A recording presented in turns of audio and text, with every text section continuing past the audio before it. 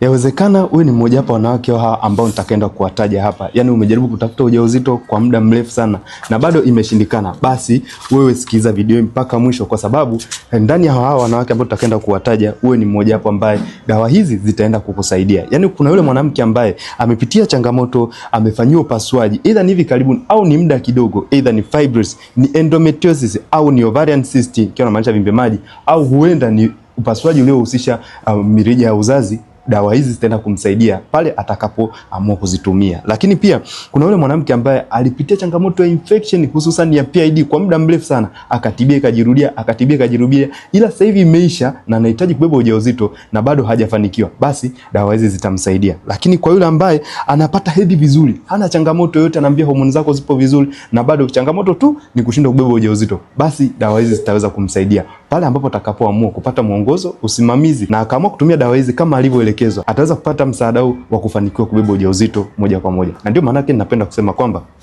nipo nawe katika safari hii ya kuitwa mama.